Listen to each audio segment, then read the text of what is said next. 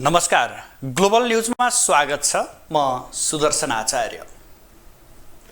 नमस्कार, म वसुधा केसी। सुरुमा हेडलाइन्स।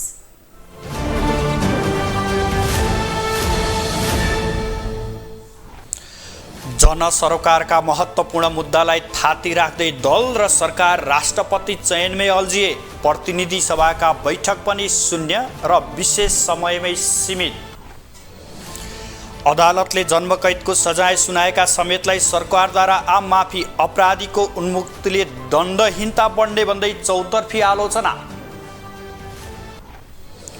पोखरा विश्वविद्यालयका विद्यार्थी प्रधानमन्त्री प्रचण्डसँग आक्रोशित, प्रश्नको जवाफ दिन डराएर भागेको आरोप। अमेरिकासँगको आणविक सन्धिलाई निलम्बन गर्ने रुसी राष्ट्रपति पुटिनको चेतावनी, पश्चिमाको नाकाबन्दी पुरै असफल भएको जिकिर। र आइसिसी विश्वकप लिग 2 अन्तर्गतको त्रिदेशीय सिरिजमा नेपालको क्लिन स्वीप, अन्तिम खेलमा स्कटल्यान्ड 2 विकेटले पराजित।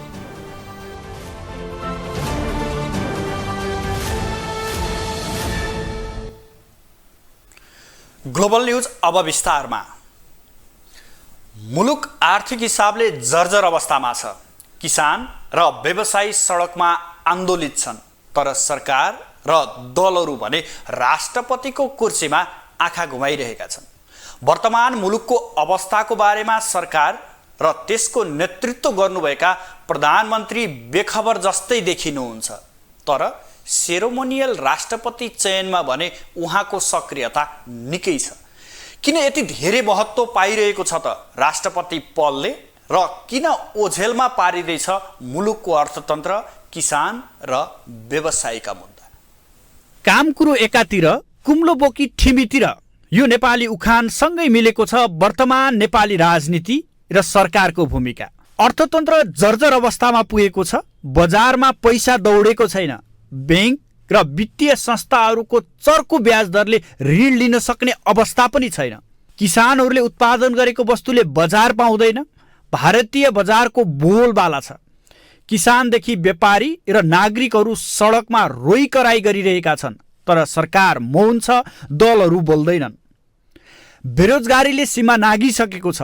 आत्महत्या र आत्मदाहको बाटो रोज्न जनता बाध्य छन्, तर सरकार मुख दर्शक छ।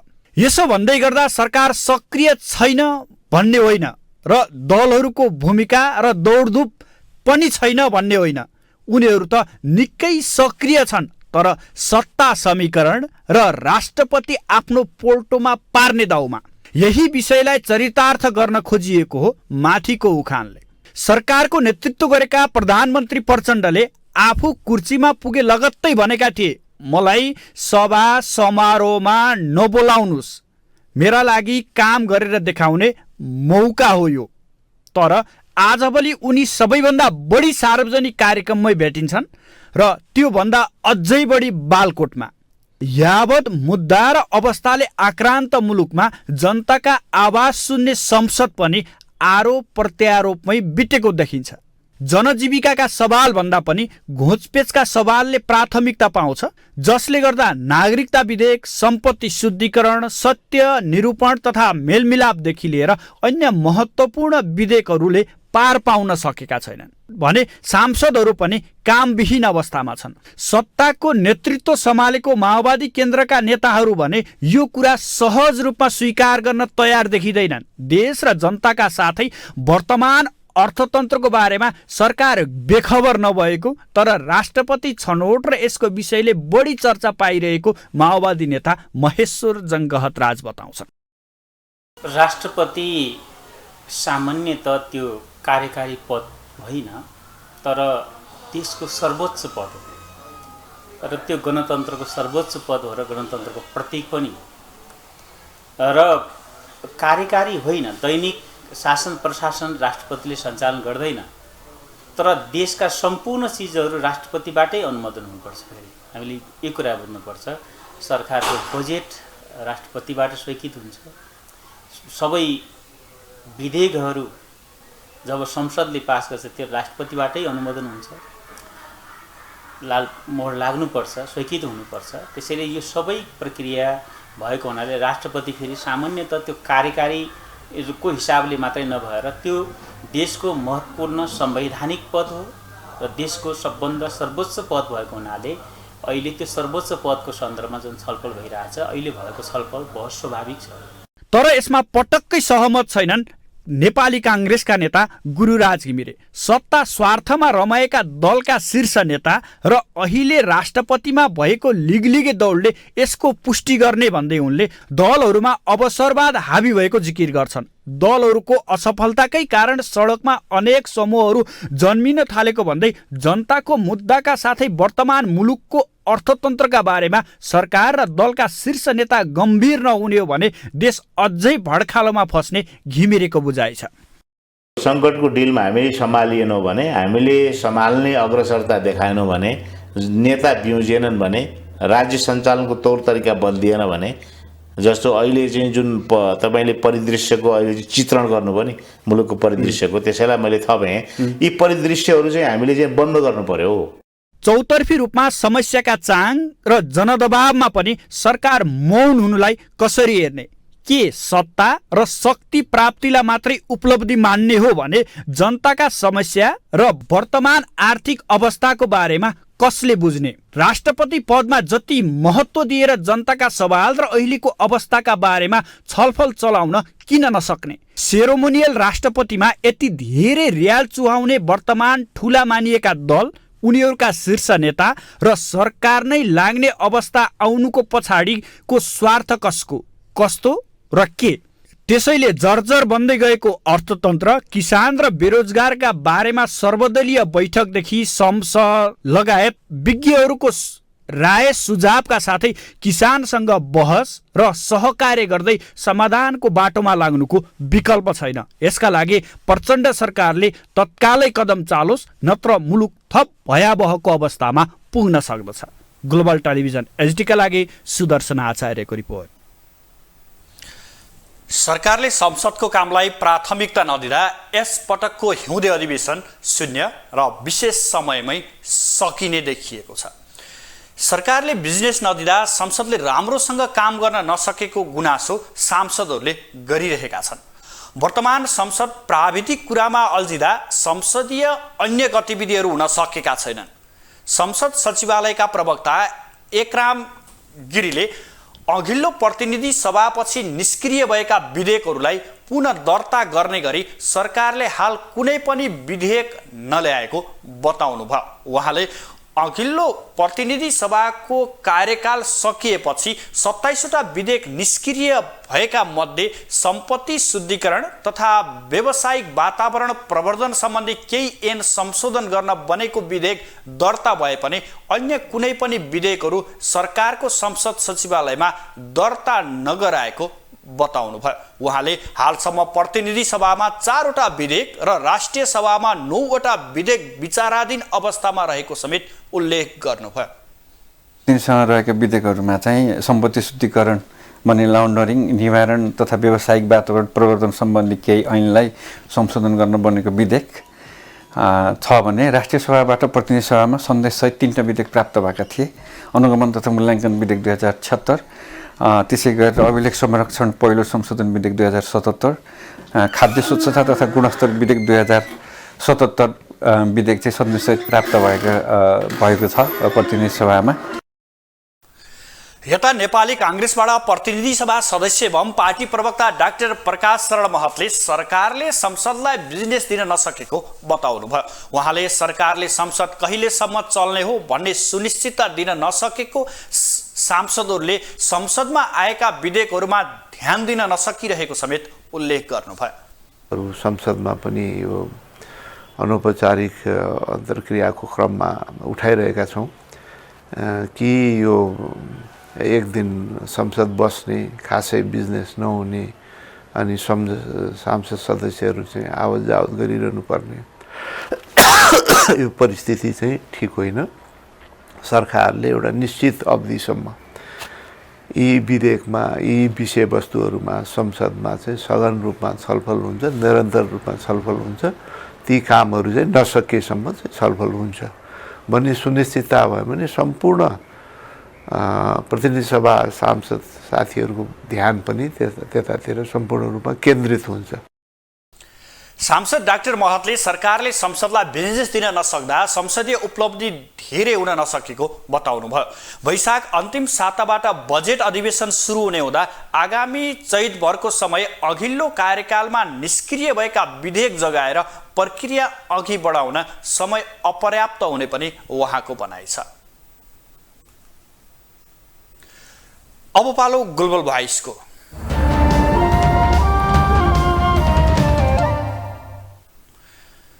मुलुक आर्थिक र सामाजिक चुनौतीमा रुमलिरहेका बेला सरकार र प्रमुख राजनीतिक दलका शीर्ष नेताहरू भने राष्ट्रपति कसको र को भन्नेमा दौडधुप गरिरहेका छन्।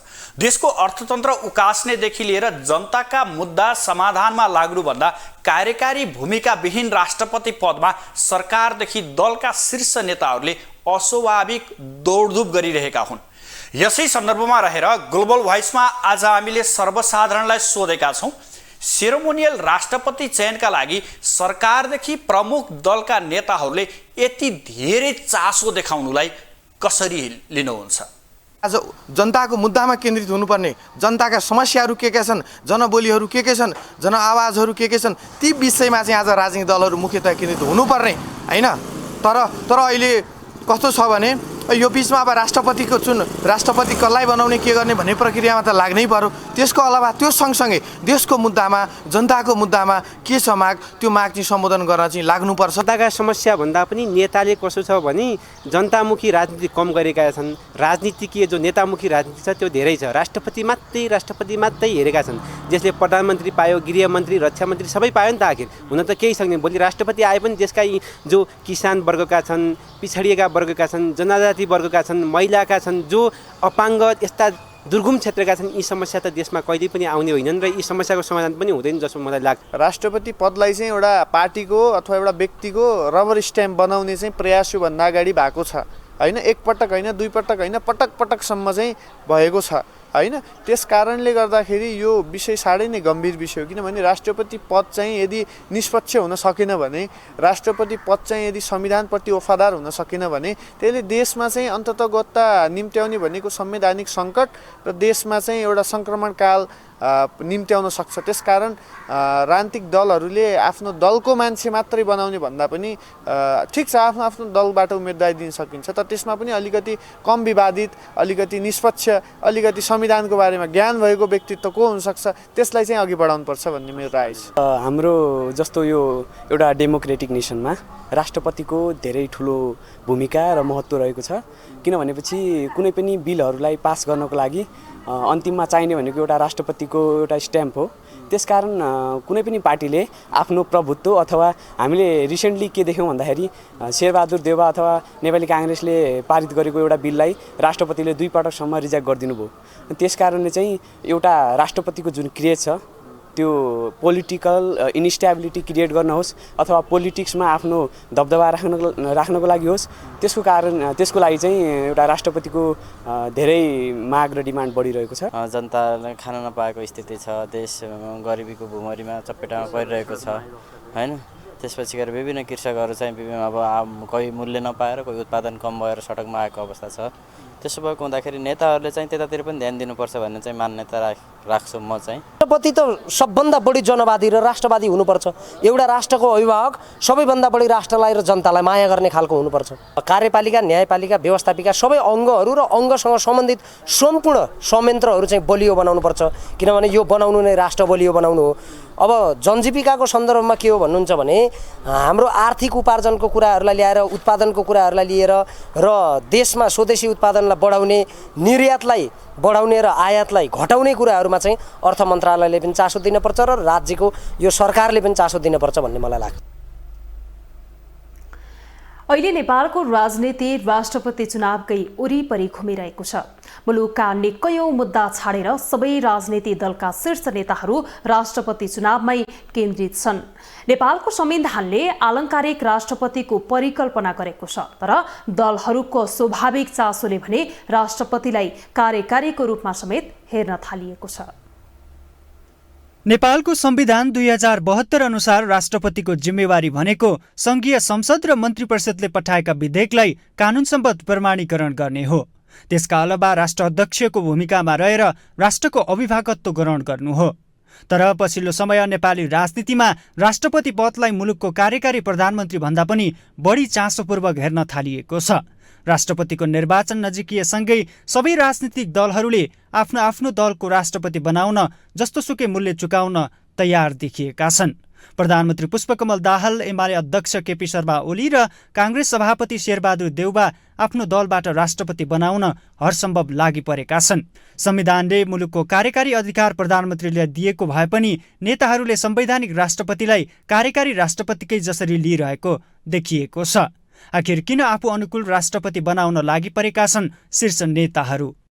सरकार बदल्नेमा, संसद विघटन गर्नेमा, कुनै महत्त्वपूर्ण निर्णय लिनेमा, जस्तो तत्कालीन अवस्थामा प्रधान सेनापतिलाई अहिलेकै वर्तमान प्रधानमन्त्रीले चाहिँ हटाउँदाखेरि राष्ट्रपतिबाट जुन बाधा व्यवधानहरू भएको थियो, यो के अरे त्यसपछि संसद विघटनको बेलामा जुन भूमिका भएको थियो, यी समग्रताले र सरकार बनाउने बेलामा पनि, किनभने हामी त जुन क्रममा गइरहेका छौँ सरकार बनाउने, अहिले जुन अहिले धाराहरू छ, त्यो धारामा चाहिँ राष्ट्रपतिले केही पनि अलिकति भूमिका खेलिदियो भने त अलिकति मेरो पनि रोटीमा घिउ लागिहाल्छ कि भनेर रोटीमा घिउ लगाउने अभियानका साथ संविधानले एउटा राष्ट्राध्यक्षको रूपमा एउटा सम्मानित र गौरव बढाउने, राष्ट्रको गौरव बढाउने व्यक्तित्वको रूपमा राष्ट्रपतिलाई हेरेको हो र व्याख्या गरेको हो। हामी राष्ट्रपतिलाई चर्चा गरी संवैधानिक राष्ट्रपतिलाई कार्यकारिणी राष्ट्रपतिको रूपमा बनाइसक्यौँ। तत्कालीन समयमा नेकपाको 2/3 सरकार हुँदा प्रधानमन्त्री बनेका नेकपा एमालेका अध्यक्ष केपी शर्मा ओलीले नेकपाभित्रको आन्तरिक सङ्घर्ष थेक्न नसकेपछि 2077 पुस 5 र 2078 जेठ 8 गरी संसद 2 पटक विघटन गरेका थिए। संसद विघटन गर्ने सरकारको निर्णयलाई राष्ट्रपति विद्यादेवी भण्डारीले तत्कालै लागू गरिदिएकी थिइन्। तर तिनै राष्ट्रपतिले तत्कालीन शेरबहादुर देउबा नेतृत्वको सरकारले संसदबाट पारित गरेर पठाएको नागरिकता विधेयक भने प्रमाणीकरण गरिनन्। त्यही घटनाले समेत दलहरू आफ्नो कोटाबाट राष्ट्रपति बनाउने होडबाजीमा लागेको देखिन्छ। यता काङ्ग्रेस नेताहरू भने विद्यादेवी भण्डारीको भूमिकाले राष्ट्रपति पद दलका लागि बढी प्रतिष्ठित बनेको दावी गर्छन्। यही राष्ट्रपति आवश्यकताभन्दा बढी चलखेल गर्यो एमालेबाट आएको राष्ट्रपति। म त एमाले नेता हो नि, नेता हुनु कुरा अचम्म होइन, जो पनि नेता भएरै आउँछन् होइन। अहिले पनि हामी राजनीतिक क्षेत्रबाटै खोज्छौँ, तर आइसकेपछि भूमिका त उहाँ एमाले भएर बस्नु भएन नि। काङ्ग्रेसबाट कोही प्रतिनिधि भोलि रामचन्द्र दास जानु होला, गोपाल मान दाई जानु होला, वा कोही जानु होला, त्यो काङ्ग्रेस भएर बस्ने होइन नि, त्यहाँ मुलुककै अभिभावक भएर बस्ने हो नि, संविधानको रक्षक भएर बस्ने हो नि, राजनीति स्थिरताको लागि भूमिका निर्वाह गर्ने एउटा चाहिँ देशको अभिभावक हुने हो नि। हो, तपाईँले भन्नुभएको जस्तो अहिलेको महामहिम राष्ट्रपतिले यो भूमिका खेल्नु भएन। संविधान विपरीत, पाएको अधिकारभन्दा बढी प्रयोग, र उहाँ चाहिँ संवैधानिक होइन, म कार्यकारी जस्तो भयो तपाईँले भन्नुभएको जस्तै काम गर्न थालेपछि भोलि त झन् बढ्ला यो कुरा। अब यो यसरी कार्यकारी भूमिका जस्तो गरी राष्ट्रपतिले खेल्न थालेपछि धेरैको चासो बढ्न थाल्यो। त्यसका अलावा तत्कालीन समयमा प्रधानमन्त्री बन्दा अहिलेका प्रधानमन्त्री पुष्पकमल दाहालले रूपमाङ्गल कटुवाललाई प्रधान सेनापतिबाट हटाउन खोज्दा नेपालका पहिलो राष्ट्रपति डाक्टर रामवरण यादव बाधक बनेका थिए। यी र यस्ता राजनीतिक घटनाले मुलुकको कार्यकारी प्रधानमन्त्री भए पनि महत्त्वपूर्ण समयमा राष्ट्रपति निर्णायक हुने देखिएको छ। त्यसैलाई केन्द्रमा राखेर शीर्ष नेताहरू राष्ट्रपतिका लागि मरिमेटेको देखिन्छ। ग्लोबल टेलिभिजन HD का लागि क्यामेरामा निर्मल तिमिल सेनाका साथमा विनोद विक्रम भण्डारी, काठमाडौँ। राष्ट्रपति विद्यादेवी भण्डारीले प्रजातन्त्र दिवसको उपलक्ष्यमा 395 जनाको सजाय माफी गरिदिएकी छन्। सरकारको सिफारिसमा राष्ट्रपति भण्डारीले सर्वोच्च अदालतले जन्मकैदको सजाय सुनाएका समेतलाई सजाय माफी गरिदिएकी हुन्। सरकारले गरेको सिफारिस कार्यान्वयन गर्नुपर्ने दायित्व राष्ट्रपतिलाई भए पनि ज्यान मारेको अभियोगमा जेल पुगेकाहरूलाई समेत कैद मिनाहा गर्ने सरकारको निर्णयको भने चौतर्फी आलोचना सुरु भएको छ। राष्ट्रपति विद्यादेवी भण्डारीले प्रजातन्त्र दिवसको उपलक्ष्यमा 395 जनाको सजाय माफी गरिदिन्। सरकारको सिफारिसका आधारमा विष्णु कुमार लिम्बू समेतका 381 जना कैदीहरूको भुक्तान हुन बाँकी कैद सजाय माफी दिएको राष्ट्रपति कार्यालयले जनाएको छ। राष्ट्रपति भण्डारीले पुष्कर गौतम सहित अरू 14 जनालाई पनि सजाय माफी गरिदिएकी छन्। कैद माफी दिएका मध्ये नागरिक उन्मुक्ति पार्टीका सांसद अरूण चौधरी सहित 395 जना रहेका छन्। तर सरकारले कैद माफी दिएका केही व्यक्ति भने सर्वोच्च अदालतले कैद मुक्तको सजाय सुनाएका सम्म रहेका छन्। द्वन्द्वकालमा ओखलढुङ्गाका उज्जन कुमार श्रेष्ठको हत्या गरेको अभियोगमा जेल पुगेका पुष्कर गौतमले पनि यसपालिको प्रजातन्त्र दिवसमा माफी पाए। गौतम ओखलढुङ्गा उज्जन कुमार श्रेष्ठको हत्यामा संलग्न भई गएको माघमा सर्वोच्च अदालतबाट जन्मकैदको फैसला भएका व्यक्ति हुन्। यसरी सजाय माफी दिएका व्यक्तिले फेरि पनि अपराध र हत्यासम्म गरेको पाइएको पूर्व डिआइजी हेमन्त मल्लले बताए। फेरि बाहिर अहिले भएको अवस्थामा त्यो मान्छेले भोलि दिन अपराध गरे त्यस जिम्मेवारी को लिने भन्नुहोस् त। त्यसले गर्दा के छ भने यस्ता दोहोऱ्याएर अपराध गरेर फेरि जेल गएका या तपाईँको अपराध गरेर अपराध गर्न सक्ने तपाईँको चान्सेसहरू भएका मान्छेहरू छ नि त्यस्ता पनि बाहिर देखिरहेछन् अहिले। संविधानको धारा 276 मा राष्ट्रपतिले कुनै अदालत, न्यायिक वा अर्धन्यायिक निकाय वा प्रशासकीय पदाधिकारी वा निकायले गरेको सजायलाई कानुन बमोजिम माफी, मुतलबी, परिवर्तन वा काम गर्न सक्ने प्रावधान छ। तर यो प्रावधानको दुरुपयोग भएको आशंका समेत सुरु भएको छ। कतिपय व्यक्तिका कारणले सबैलाई अप्ठ्यारो अवस्था आएको मल्लको भनाइ छ। यो गन्ती भोटको गन्तीसँग त्यो जोडियो कि त्यसले गर्दा के भन्छ यस्ताले मेसेज राम्रो दिँदैन। यस्ताले के हुन्छ भनेपछि समाज के भन्छ त्यो राजनीतिक पार्टीप्रति होला या तपाईँको सरकारप्रति होला यो नैराश्यता जन्माउँछ। त्यसो त यसअघिका प्रजातन्त्र दिवसहरूमा 2068 सालमा नेपाल आयल निगम अघि बम पड्काएर जेल पुगेका विश्व क्रान्तिदेखि यस्तै आरोपमा जेल पुगेकाहरूलाई समेत माफी दिने गरिएको छ। कारागार नियमावली अनुसार जीव मास्ने, बेच्ने, जबरजस्ती करणी, कैदबाट भगाएको, भन्सार चोरी, निकासी, पैठारी, लागु औषधको कारोबार, भ्रष्टाचार सम्बन्धी र जासुसी सम्बन्धी कसुर प्रमाणित भए बाहेकका हकमा कारागारले उसको चालचलन असल देखेमा स्थानीय प्रशासनलाई सिफारिस गर्छ। प्रशासनले विभागले गृह मन्त्रालय र मन्त्रालयले प्रधानमन्त्री कार्यालयमा फाइल सदरका लागि पठाउँछ। ग्लोबल टेलिभिजनका लागि क्यामेरामा सञ्जय खड्काका साथमा अभिषेक सापकोटा, काठमाडौँ। पोखरा विश्वविद्यालयको 18औं दीक्षान्त समारोहमा पुगेका प्रधानमन्त्री पुष्पकमल दाहाल प्रचण्डको राजीनामा मागिएको छ।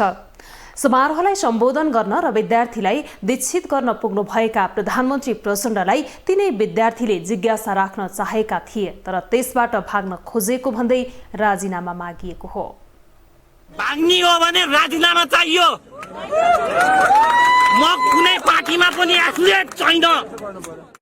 प्रधानमन्त्री प्रचण्डको राजीनामा माग गरिएको छ। पोखरा विश्वविद्यालयको 18औं दीक्षान्त समारोहमा सहभागी हुन पुगेका प्रचण्डलाई प्रधानमन्त्री पद सम्हालेको 2 महिना नपुग्दै राजीनामा मागियो। विश्वविद्यालयका कुलपति समेत रहेका प्रधानमन्त्री प्रचण्डले सोमबार जुन विद्यार्थीलाई दीक्षित गरे उनै विद्यार्थीले राजीनामा माग गरे। दीक्षान्त समारोहमा विद्यार्थीले प्रधानमन्त्री प्रचण्डसँग प्रश्न राख्दै त्यसको जवाफ माग्ने तयारीमा थिए, तर प्रचण्डले समय नै नदिएपछि उनीहरूले राजीनामा मागेका हुन्। हुन त प्रचण्डले सबै विद्यार्थीलाई दीक्षित नगरेर प्रतिनिधिमूलक रूपमा दीक्षित गरेपछि आक्रोशित विद्यार्थीहरूले त्यसपछि उनीहरूले प्रश्न सोध्ने तयारी गरिरहेका थिए, तर छोटो सम्बोधन गरेर विद्यार्थीका प्रश्नको जवाफ नदिइकन निस्किएपछि विद्यार्थी थप आक्रोशित बने र राजीनामा समेत मागे। मेरो प्रश्न, यहाँ जति गफ लगाउनु भए पनि लास्टमा यहाँ गोल्ड मेडल पाउनु भए पनि लास्टमा थन्काउने मात्रै हो।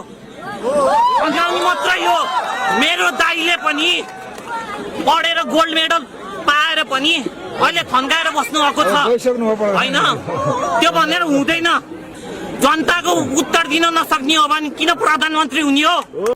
राजीनामा माग्ने विद्यार्थीलाई प्रधानमन्त्रीका सुरक्षाकर्मीले रोक्न खोजे। राजीनामा माग्ने विद्यार्थी थिए आदर्श सुवेदी। उनले राजीनामा मागेसँगै प्रधानमन्त्रीका सुरक्षाकर्मीले उनलाई रोक्न खोजे, तर सुवेदीले प्रधानमन्त्री गएपछि आफ्नो बोलीको मूल्य नहुने भन्दै रोकिन मानेनन्। अक्सफोर्ड कलेज चितवनबाट इन्जिनियरिङमा म्यानेजमेन्ट पढेर दीक्षित हुन आएका उनले दुखेसो पोख्दै गोल्ड मेडल पाए पनि लास्टमा थन्काउने मात्रै हो, रोजगारी र अवसर खोइ भन्दै वर्तमान अवस्थाको जवाफ खोजेका थिए। विद्यार्थीहरूले यसरी गुनासो गरेकै मञ्चमा सम्बोधन गरेका प्रचण्डले भने पोखरा विश्वविद्यालयले दक्ष जनशक्ति उत्पादन गरेको भन्दै विश्वविद्यालयको बखान गरेका थिए। विदेश पलायन हुने जनशक्तिलाई रोजगारी र सिपका माध्यमले स्वदेशमै बस्ने वातावरण निर्माण गर्ने अभिभार रहेको भन्दै प्रचण्डले निशुल्क शिक्षाको हक कार्यान्वयनका लागि सरकारले अन्तिम तयारी गरेको भनेर पनि भन्न भ्याएका थिए। विश्वविद्यालयले देशका लागि आवश्यक दक्ष जनशक्ति उत्पादन गरेको छ भन्ने मैले विश्वास लिएको छु। राज्यले प्राथमिकताको क्षेत्र निर्धारण गरेका विषयहरूमा अध्ययन, अध्यापन तथा अनुसन्धानलाई जोड दिँदै शिक्षा, स्वास्थ्य, पर्यटन, उद्योगका विविध पक्षलाई सम्बोधन गरी पोखरा विश्वविद्यालयले आफ्ना नीति तथा कार्यक्रमहरूलाई विस्तार गर्दै लानुपर्दछ। यसरी हेर्दा पछिल्लो समय अध्ययनका लागि वर्षेनी लाखौं विद्यार्थी विदेश जाने गरेका छन्। अध्ययन पछिको रोजगारी, समय सापेक्षको प्राविधिक शिक्षा नहुँदा विदेश पलायन हुनेहरूको लर्को लागेकै बेला विद्यार्थीको आक्रोश आउनु स्वाभाविक पनि देखिन्छ। त्यसैले प्रधानमन्त्री जस्तो व्यक्तिले विद्यार्थीका आवाज सुन्ने, जायज समस्या समाधानका लागि पहल गर्ने र स्वदेशमा नै रोजगारीका सृजना गर्नुतर्फ अग्रसर हुनुपर्छ, नाकि समस्याबाट भाग्ने। ग्लोबल टेलिभिजन एचडीका लागि सुदर्शन आचार्यको रिपोर्ट। नेपालका नेत्र चिकित्सक डाक्टर सन्दुक रुइतलाई बहराइन सरकारका तर्फबाट राजा हमाद बिन इसा अल खालिफाले प्रतिष्ठित इसा अवार्ड प्रदान गरेका छन्। इसा सांस्कृतिक केन्द्रमा आयोजित विशेष समारोहमा राजा खालिफाले झन्डै 14 करोड राशिको पुरस्कार डाक्टर रुइतलाई प्रदान गरेका हुन्। यसअघि भारतको प्रतिष्ठित पद्मश्री अवार्ड समेत जितेका नेपालका प्रख्यात नेत्र चिकित्सक डाक्टर सन्दुक रुइतलाई बहराइन सरकारले दिएको इसा अवार्ड मंगलबार बहराइनका राजाले प्रदान गरेका छन्। बहराइनका राजा हमाद बिन इसा अल खालिफाले झण्डै 14 करोड रुपियाँ पुरस्कार र सम्मान मंगलबार प्रदान गरेका हुन्। बहराइनको राजधानीमा रहेको इसा सांस्कृतिक केन्द्रमा आयोजित समारोहमा रुइतले सम्मान ग्रहण गरेका हुन्। लोकहितकारी कामका अर्थमा डाक्टर रुहितले सबैभन्दा योग्य, अमूल्य र प्रभावकारी काम गर्दै आएको बताइएको छ। आफ्ना पिता शेख इसा बिन सलमान अल खालिफाका नाममा सन् 2009मा स्थापित यो सम्मान हरेक 2 वर्षमा र मानवताका लागि सेवा गर्ने विश्वभरकै कोही व्यक्ति संस्थालाई प्रदान गरिँदै आएको छ। तिलगंगा आँखा प्रतिष्ठानका कार्यकारी निर्देशक डाक्टर रोहितले विकासोन्मुख मुलुकका नागरिकमा रहेको अन्धोपनको उपचारमा गरेको निरन्तरको प्रयत्नका निम्ति बहराइन सरकारले यो विशिष्ट सम्मान प्रदान गरेको हो। नेत्र चिकित्सक डाक्टर रोहितले आफ्नै हातले अहिलेसम्म 1,25,000 भन्दा धेरै व्यक्तिको शल्यक्रिया गरिसकेका छन्। त्यसबाहेक 70 भन्दा बढी देशमा सेवा दिइसकेका छन्। यसअघि इसा अवार्ड पहिलो पटक मलेसियाली प्रतिष्ठित चिकित्सक जेमिला महमुदले 2013मा पाएकी थिइन्। दोस्रो अवार्ड सन् 2015मा भारतका शिक्षाविद अच्युता सामन्तले र तेस्रो सन् 2017मा इजिप्टको चिल्ड्रेन क्यान्सर हस्पिटललाई प्रदान गरिएको थियो। चौथो अवार्ड भने पाकिस्तानको प्रतिष्ठित सामाजिक सेवक संस्था इधी फाउन्डेसनलाई प्रदान गरिएको थियो।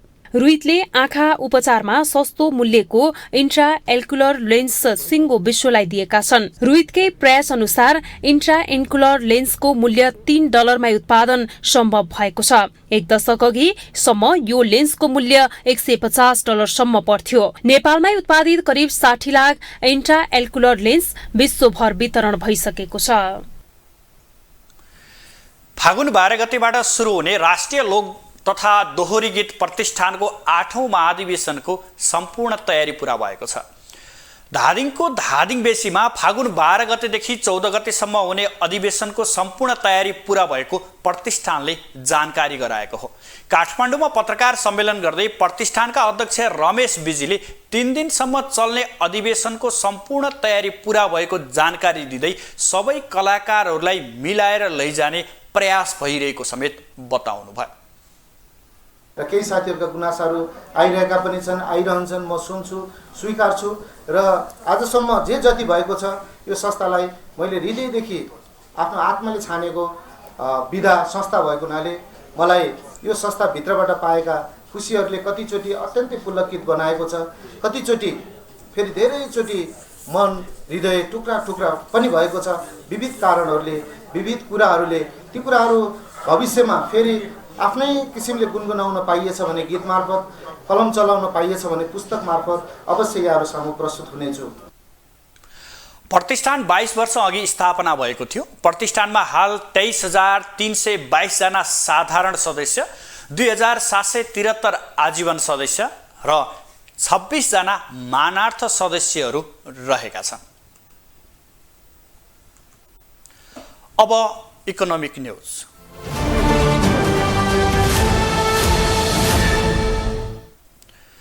काठमाडौँ महानगरपालिकाकी उपमेयर सुनिता डङ्गोलले महानगरभित्र सञ्चालनमा रहेका उद्योग व्यवसायलाई प्रोत्साहन गर्ने नीति लिएको बताउनु भएको छ।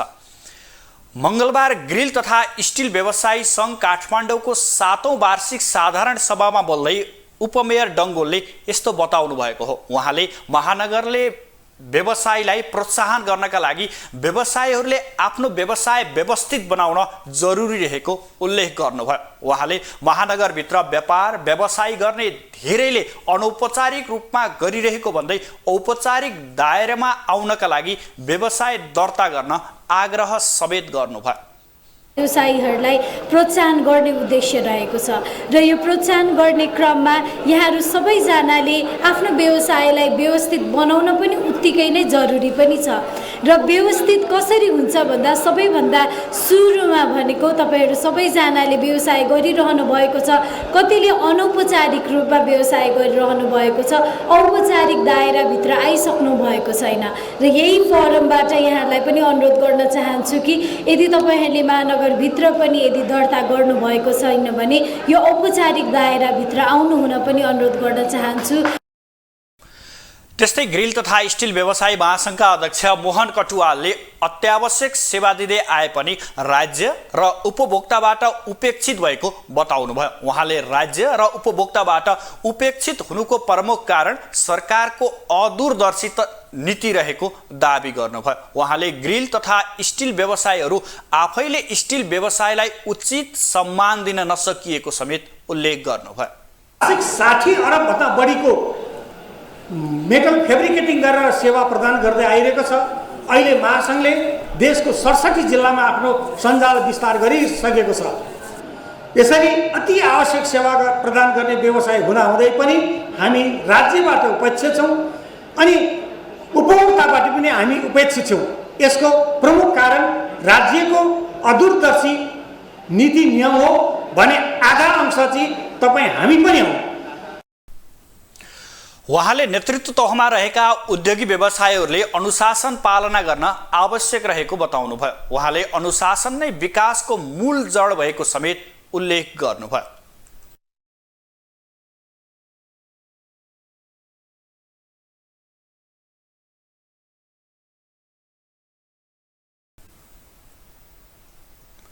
अब इन्टरनेसनल न्यूज।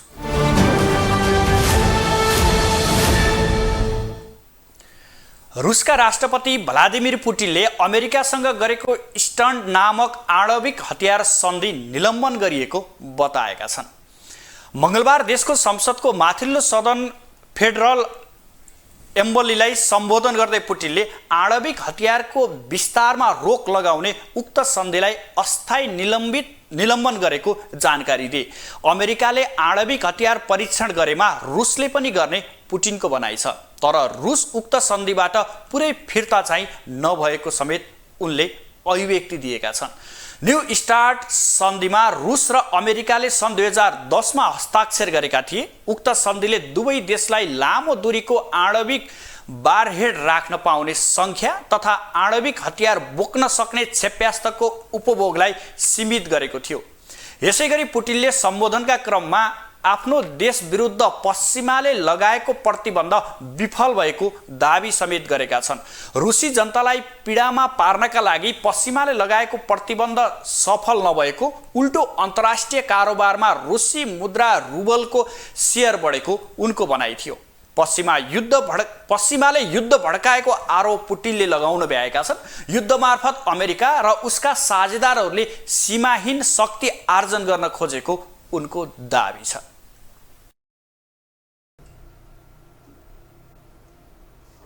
अब स्पोर्ट्स न्यूज।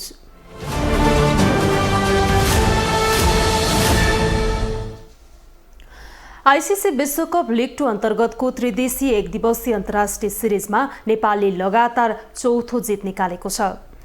टियु क्रिकेट मैदानमा मंगलबार सिरिजको अन्तिम खेलमा स्कटल्यान्डलाई 2 विकेटले हराउँदै नेपालले सिरिजमा क्लिन स्वीप गरेको हो। स्कटल्यान्डले दिएको 213 रनको लक्ष्य नेपालले 44 ओभर 1 बलमा 8 विकेट गुमाएर पूरा गर्यो। नेपालको जितमा कप्तान रोहित पौडेलले 101 बलमा अभिजित 95 रनको अर्धशतकीय इनिङ खेले। उनले 7 चौका र 4 छक्का प्रहार गरेका छन्। करण केसीले 37 बलमा अभिजित रहँदै 31 रन बनाए। ज्ञानेन्द्र मल्ल 21 रनमा आउट हुँदा कुशल मल्लले 17 रन बनाए। त्यसअघि टस हारेर पहिले ब्याटिङ गरेको स्कटल्यान्डले 46 ओभर 1 बलमा अल आउट हुँदै 212 रन बनाएको थियो। स्कटल्यान्डलाई पराजित गरेको नेपालले आफ्नो एक दिवसीय क्रिकेटको इतिहासमा पहिलो पटक लगातार 4 खेल जितेको छ। नेपाल लिग 2 अन्तर्गतको त्रिदेशीय सिरिजमा 100% नतिजा निकाल्ने पहिलो टोली समेत बनेको छ। नेपाल 28 खेलमा 12 मा जित र 14 मा हारसहित 26 अङ्कका साथ 6औं स्थानमा छ। कप्तान रोहित पौडेलको उत्कृष्ट इनिङ र स्टार बलर सन्दीप लामिछानेको उत्कृष्ट बलिङमा नेपालले स्कटल्यान्ड विरुद्ध 2 विकेटको महत्त्वपूर्ण जित निकाल्यो। यो जित लिग 2 मा घरेलु मैदानमा पहिलो पटक सिरिज कब्जा गरेको छ। हारको संघारमा पुगिसकेको टिमलाई जिततर्फ लैजाने क्रममा रोहितले 9औं विकेटका लागि करण केसीसँग निर्णायक साझेदारी समेत गरेका थिए। समग्रमा भन्दा आजको खेलमा सन्दीप र रोहित नायक बने। स्टार क्रिकेटर सन्दीप लामिछानेको राष्ट्रिय टिममा पुनरागमन र मोन्टी देसाईको प्रशिक्षणमा नेपाली राष्ट्रिय क्रिकेट टिमले आईसीसी एकदिवसीय श्रृङ्खला क्लिन स्वीप गरेको छ। कीर्तिपुर स्थित त्रिवे क्रिकेट मैदानमा भएको आईसीसी पुरुष क्रिकेट विश्वकप क्रिकेट लिग 2 अन्तर्गत एक दिवसीय श्रृङ्खलामा नेपालले लगातार 4 खेलमा जित हात पारेको छ। पहिलो खेलमा नामिबियालाई 2 विकेटले हराएको नेपालले दोस्रो खेलमा स्कटल्यान्डलाई 3 विकेटले हराएको थियो। त्यस्तै तेस्रो खेलमा नामिबियालाई 3 विकेटले पराजित गरेको थियो भने चौथो खेलमा स्कटल्यान्डलाई 2 विकेटले पराजित गरेको हो। यो सँगै नेपालले लिग 2 मा लगातार 4 खेल जित्दै इतिहास कायम गरेको छ। यसअघि नेपालले एक दिवसीय सिरिजमा लगातार 4 खेल जितेको थिएन। मोन्टीको आगमनमा नेपाललाई पहिलो सिरिज। नेपालको प्रशिक्षकको जिम्मेवारी सम्हालेका भारतीय प्रशिक्षक मोन्टी देसाईले पहिलो सिरिजमै नेपाललाई क्लिन स्वीप उपाधि दिलाएका छन्। उनको प्रशिक्षणमा ब्याटिङमा व्यापक सुधार गरेको 4 खेलको नतिजाले देखाएको छ। मोन्टी ब्याटिङ प्रशिक्षकका रूपमा समेत चर्चित प्रशिक्षक हुन्। मोन्टीको आगमनमा नेपाली ब्याट्सम्यान कुशल भुर्तेर, कुशल मल्ल, आरिफ शेख, कप्तान रोहित कुमार पौडेल, दिपेन्द्र सिंह ऐरीले ब्याटिङमा व्यापक सुधार गरेका छन्। सिरिज कब्जा गरेपछि मोन्टीले नेपाली खेलाडीको प्रशंसा गरे भने खेलाडीले मोन्टीको प्रशंसा गरेका थिए। Well, I'm acknowledging it purely for the whole team. For me, all these boys needed that, and to get that acknowledgement from the crowd, for them to support them, for the sweat, I wouldn't say tears yet, but the sweat that they've been putting in and the effort that they've been putting in, it's been a great journey so far. Very early at the moment, I'm not even putting my thought there, but in terms of, yes, the role that I'm playing with the team, and to see, genuinely to see the information the way they have absorbed. Training कुरा गर्दाखेरि सुरुमा चाहिँ 10-15 दिन चाहिँ हामी open नेटहरू पनि गऱ्यौँ हैन, एकदम कन्डिसन राम्रोसँग बुझिसकेका थियौँ सबैजनाले हैन। अनि सरले पनि त्यही हिसाबले चाहिँ सर्ट खेल्दै बस भनेर भनिरहेको थियो कि फ्री खेल भनेर भनिरहेको थियो सरले पनि हैन। अनि त्यसकै रिजल्ट मलाई फिल हुन्छ हैन। त्यसको लागि पनि प्लानिङ भइरहेछ हैन। अहिलेदेखि एक हप्ता अगाडिदेखि प्लानिङ चलिरहेछ त्यसको लागि पनि यो सिरिजमा के गर्ने भनेर हैन। सो त्यही कोच र मेरो प्लानिङ भइरहेछ। सो फुल्ली वर्क गर्छ त्यो कुरा पनि। बोलिङमा सन्दीपको जादु, ब्याटिङमा रोहित नायक। युन्जनीको सुरमा पक्राउ परेर जेल समेत बसेका सन्दीप उच्च अदालत पाटनको आदेशअनुसार धरौटीमा छुटेर नामिबियासँगको खेलबाट राष्ट्रिय टिममा पुनरागमन गरेका थिए। नेपालले लगातार 4 खेल जित्दा स्टार खेलाडी सन्दीप लामिछाने एक्लैले बलिङ लाइन धानिरहे। उनले 3 खेलमा यसअघिको नामिबियासँगको खेलमा 9 विकेट लिएर सन्दीपले विश्वकप लिग 2 मा 50 विकेट लिने पहिलो नेपाली क्रिकेटरका रूपमा रेकर्ड कायम गरेका थिए। त्यस्तै स्कटल्यान्डसँगको खेलमा थप 4 विकेट लिएसँगै यस सिरिजमा उनले 13 विकेट लिएका हुन्। यसअघि उनलाई राष्ट्रिय टिममा समावेश गरिँदा एक थरीले चर्को विरोध गरेका थिए। त्यस्तै कप्तान रोहित कुमार पौडेलले समेत आफ्नो नाममा रेकर्ड कायम गरेका छन्। उनले एक दिवसीय सिरिजमा 4 खेलमा लगातार टस जिते भने आफ्नो कप्तानीमा लगातार 4 खेल जिताएका छन्। त्योसँगै सिरिजमा उनको ब्याटिङ निकै अर्थपूर्ण ढङ्गले चलेको थियो। त्यस्तै नेपाल विश्वकप लिग 2 को पूरा सिरिजमा स्कटल्यान्डलाई लगातार 2 खेलमा पराजित गर्ने पहिलो टोली पनि बनेको छ। नेपाल 28 खेलमा 12 मा जित र 14 मा हारसहित 26 अङ्कका साथ 6औं स्थानमा छ। बाँकी रहेको 8 खेलमा कम्तीमा 6 खेल जितेमा नेपालको एक दिवसीय अन्तर्राष्ट्रिय मान्यता कायम हुनेछ। नेकपा एमाले निकट राष्ट्रिय युवा संघको आयोजनामा केपी ओली कप 2023 राष्ट्रिय फुटबल प्रतियोगिताको ट्रफी अनावरण र अफिसियल गीत सार्वजनिक भएको छ। केपी ओली कप 2023 राष्ट्रिय फुटबल प्रतियोगिताको उद्घाटन फागुन 11 गते इन्फा कम्प्लेक्स 7 बाटोमा हुने भएको छ। फुटबल प्रतियोगिता 17 गतेसम्म चल्ने र फाइनल प्रतियोगिता सोही दिन दशरथ रङ्गशालामा हुने राष्ट्रिय युवा संघका अध्यक्ष किरण पौडेलले जानकारी दिनुभयो। प्रतियोगितामा 8 वटा ए डिभिजनका समूहहरू सहभागी हुने उहाँको भनाइ थियो। अध्यक्ष पौडेलले केपी ओली राष्ट्रिय युवा संघको संस्थापक अध्यक्ष भएकाले उहाँको सम्मान गर्न र समकालीन नेताहरू मध्ये ओलीले खेलकुद बुझेको र चासो राख्ने भएकाले उहाँको नाममा फुटबल प्रतियोगिता गरिएको बताउनुभयो। त्यसैगरी हामीले बेस्ट प्लेयरलाई 1 लाख, बेस्ट गोलकिपरलाई 1 लाख, प्रत्येक म्यान अफ द म्याचलाई हामीले 15,000 को दरले राखेका छौँ। त्यसैगरी उत्कृष्ट गोलकिपर मैले भनिसकेँ। उत्कृष्ट टिम प्रत्येक विजेता टिम भनौँ प्रत्येक प्रतियोगितामा प्रथम हुने समूहलाई 10 लाख रुपैयाँ, रनर अफलाई 5 लाख रुपैयाँ, बेस्ट प्लेयरलाई 1 लाख रुपैयाँ, बेस्ट गोलकिपरलाई 1 लाख रुपैयाँ, प्रत्येक म्यान अफ द म्याचलाई 15,000 रुपैयाँ र प्रत्येक म्याचको विजेता टिमलाई 25,000 रुपैयाँको दरले पुरस्कार राशि राखिएको बताउनुभयो। ग्लोबल न्यूजको अन्त्यमा अहिलेसम्मका हेडलाइन्स पुनः एकपटक।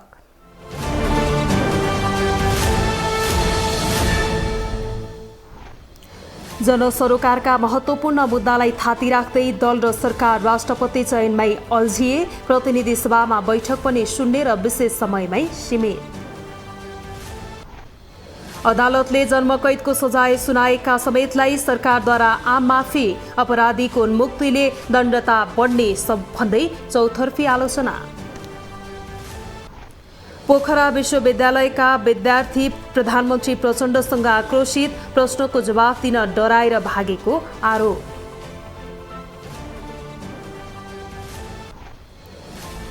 अमेरिकासँगको आणविक सन्धिलाई निलम्बन गर्ने रुसी राष्ट्रपति पुटिनको चेतावनी, पश्चिमाको नाकाबन्दी पुरै असफल बनेको जिकिर। र आइसिसी विश्वकप लिग 2 अन्तर्गतको त्रिदेशीय सिरिजमा नेपालको क्लिन स्वीप, अन्तिम खेलमा स्कटल्यान्ड 2 विकेटले पराजित।